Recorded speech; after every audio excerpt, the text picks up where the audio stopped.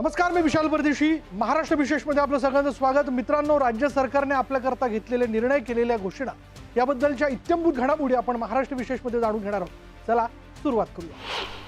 पहिलीच एक महत्त्वाची बातमी. पूरग्रस्त शेतकऱ्यांसाठी राज्य सरकारकडून 31,628 कोटी रुपयांचं पॅकेज जाहीर करण्यात आलं.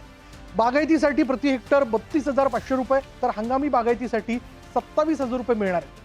खरडून गेलेल्या जमिनीसाठी हेक्टरी 47,000 रुपये रोख, तर कोरडवाहूला 18,500 रुपयांची मदत मुख्यमंत्री फडणवीसांनी जाहीर केली.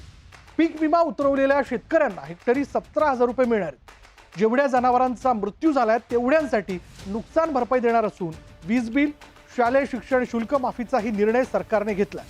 राज्य सरकारकडून शेतकऱ्यांसाठी जाहीर करण्यात आलेलं आत्तापर्यंतचं हे सर्वात मोठं पॅकेज आहे, असं फडणवीसांनी सांगितलं.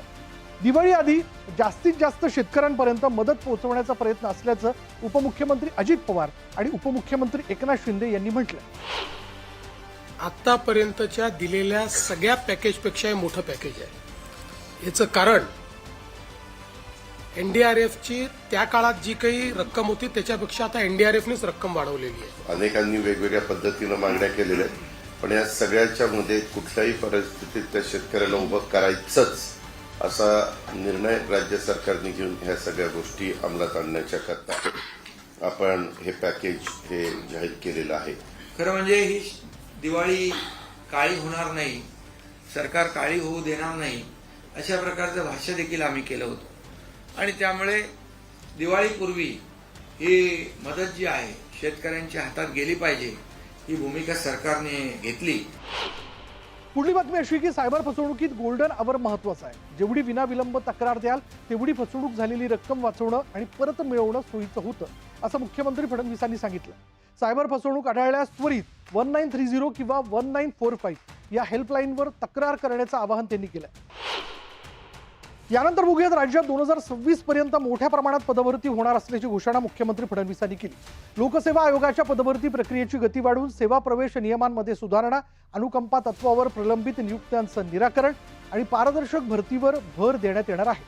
10,309 उमेदवारांना नियुक्तीपत्र देण्यात आली आहे. शहीद उपनिरीक्षकांच्या कन्येला अनुकंपा नियुक्ती देऊन न्याय प्रदान करण्यात आला. माझे वडील यांचे 2021 दुःखद निधन झाल्यावर माझ्या कुटुंबावर आर्थिक संकट आलं होतं आणि खूप प्रश्न उपस्थित झाले.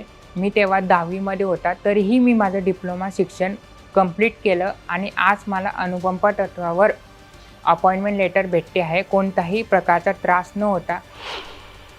यानंतर पाहूयात, आगामी सिंहस्थ कुंभमेळा 2027 साठी मुख्यमंत्र्यांकडून आढावा घेण्यात आला. कुंभमेळ्यासाठी पायाभूत सुविधा आणि वेळेत काम पूर्ण करण्याचे निर्देश मुख्यमंत्री फडणवीसांनी दिले.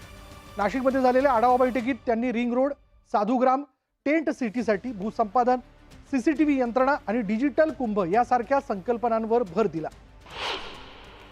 आता पाहूयात, महायुती संस्थेला 1,500 कोटी रुपये निधी दिल्याची माहिती मुख्यमंत्री फडणवीसांनी दिली. ओबीसी प्रवर्गासाठी 63 वसतिगृह तयार करण्यात आलेली आहे. विविध महामंडळांना अण्णासाहेब पाटील आर्थिक विकास महामंडळाच्या योजना लागू केल्या. ओबीसीसाठी कोणत्याही समाजावर अन्याय होणार नाही, हीच शासनाची भूमिका असल्याचं फडणवीसांनी सांगितलं. सह्याद्री अतिथीगृहात ओबीसी शिष्टमंडळासोबत मुख्यमंत्री फडणवीस आणि दोन्ही उपमुख्यमंत्र्यांच्या उपस्थितीत बैठक पार पडली. पुढे पाहूयात, पंतप्रधान नरेंद्र मोदींच्या हस्ते नवी मुंबई आंतरराष्ट्रीय विमानतळाच्या पहिल्या टप्प्याचं उद्घाटन करण्यात आलं. या विमानतळामुळे नवी मुंबई आणि मुंबई उपनगरवासियांना छत्रपती शिवाजी महाराज आंतरराष्ट्रीय विमानतळानंतर आणखी एक भव्य आंतरराष्ट्रीय विमानतळ मिळालंय. या विमानतळाच्या बांधणीसाठी जवळपास 19,650 कोटी रुपये खर्च करण्यात आलाय. नवी मुंबई आंतरराष्ट्रीय विमानतळाचं डिझाईन भारताचं राष्ट्रीय फूल असलेल्या कमळाच्या डिझाईनने प्रेरित आहे. आता बातमी अशी की नागपूर ते चंद्रपूर 204 किलोमीटरच्या चौपदरी महामार्गाला मान्यता मिळालेली आहे. मुख्यमंत्री फडणवीसांच्या अध्यक्षतेखाली मंत्रिमंडळ पायाभूत सुविधा समितीने ही मान्यता दिली. चंद्रपूर ते मूल दरम्यान महामार्ग निर्मिती प्रस्ताव सादर करण्याचेही निर्देश देण्यात आले. विकासासाठी इकोसिस्टीम तयार करण्याचे आणि आधीपासूनच भूसंपादन करून नियोजन करण्याचे निर्देश मुख्यमंत्री फडणवीस यांनी दिले.